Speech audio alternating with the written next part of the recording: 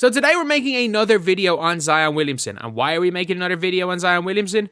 Because the Pelicans are in, they're in the river in Africa. They are fully in the Nile about Zion Williamson's kind of future prospects. But before we get on to that, we are doing Hoopsmiths, lads. We are uploading 10 videos every single day for the entirety of December, between the 1st and the 25th of December. And yeah, if you guys are interested and you like the content, subscribe. If you don't, that is perfectly fine. But we are trying to hit 7.36K by the end of the day. If we can hit 9 more subscribers, that would be absolutely incredible. We're uploading a lot more today anyway for you guys, for you guys that are interested. But anyway, we got to talk about this. So, New Orleans Pelicans, according to Shams, still want to build around Zion Williamson. Ironically, fair enough, but right now, the Pelicans have no intention of waiving Zion Williamson. They've no intent. By the way, imagine the first thing you read about somebody when hearing they want to build around them is they're not going to waive him. Not, they have no intention of trading him. They have no intention. No, they have no intention of cutting the guy. Which means if Sham says they have no intention of waiving him, it means he's actually missed the weight goals. If it's an option to waive him, the only chance they can waive the guy is if he has not hit his weight goals and they can cancel his contract. So he's clearly not hit his weight goals. Right now, Pelicans have no interest in waiving him. Their one objective is to get him back on the court and build the right support around him. I think they're trying to trade the guy. The fact that that's even a conversation is wild. Waiving Zion was an option on the table. That's what I mean, where it's that is an actual option. Everything is on the table for Zion. I mean, you're not wrong there. You're not wrong there. His contract has multiple ways to waive him. Contract's written up crazy. By him missing so many games, he won't get his full salary in 25. Zion is a second option. They're not ready for that. Don't think he'll ever be fit to build around. And last year he played 70 games. He was down last year on his year before as well. Building around Zion. Oh dear Lord, hopefully no one died in that gif. Pelicans fans, stop trying to make fetch happen. It's not gonna happen. Unserious organization. Both leagues need to force. He's played 84 games. That's mental. That is mental. And local franchise as a whole, stupid. Waiving him would be so crazy. Trade Brandon Ingram. Trade him. He doesn't want to be there and won't stay in shape until he's motivated and happy. Building around someone who can't play 70 games a year. So he's played 70 once in his career.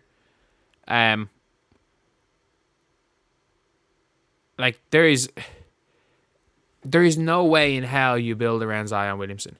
And I think if Zion Williamson was good enough to build around, Zion Williamson would not be playing for your team. His agent would have been able to actually force his way out of there if he was good enough to build around. Ironically, by him firing his agent because the agent couldn't get him to New York, he showed that New York don't have any interest in him. A good team does not have interest in Zion Williamson because the best ability is availability. I saw a trade actually, and it was Tidjane Salone and 2 firsts for Zion Williamson. And I'm man, LaMelo can't play either. LaMelo and Zion, if they play 10 games together in a season, it would be a miracle. It would be an absolute miracle if they play 10 games at the same time during a season. But yeah, it is just a pity when it comes to Zion Williamson that I think his career could have been something special. What we saw at Duke, he had all the opportunities in the world. He had all the ability in the world. And he had all the opportunity to be a star. To be a superb NBA player. The problem with Zion is that I don't even know if it's that he didn't want it enough. But he didn't want to stay in shape enough. He really struggled with that part of his game.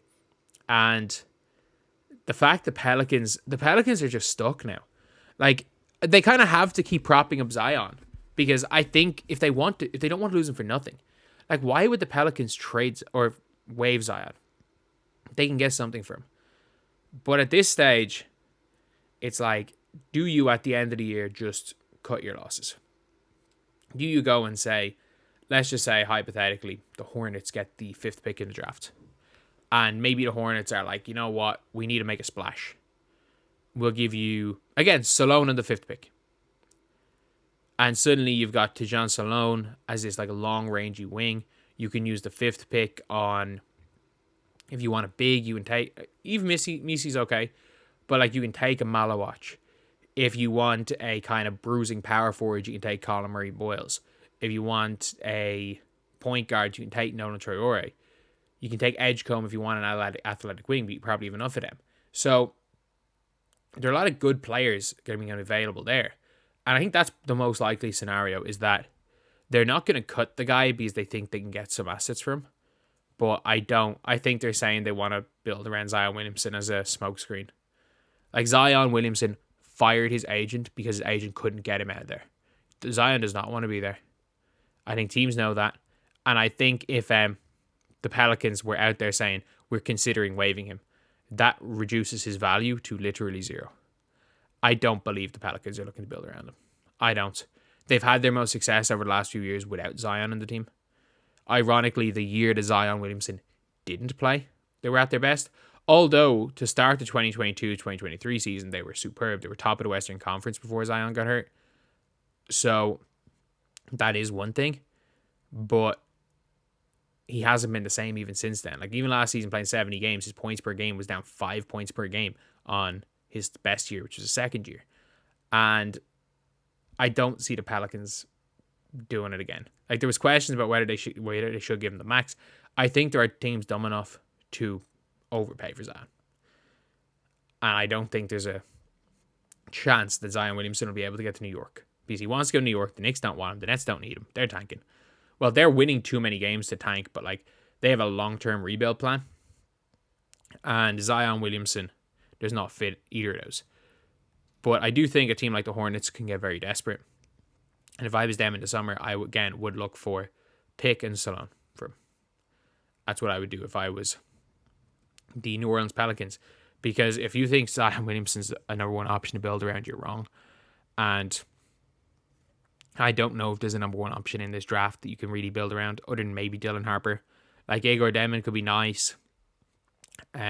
Cooper Flagg would be nice, but I don't know how he plays with Zion. If I was them, I would just realistically give up on Zion. And I think they have. I think they're probably thinking we would rather have Zion than not have Zion and nothing. But if we can get a good offer, we'll trade him. I think that's more than likely what's going to be the case for the Pelicans. So anyway, see you guys.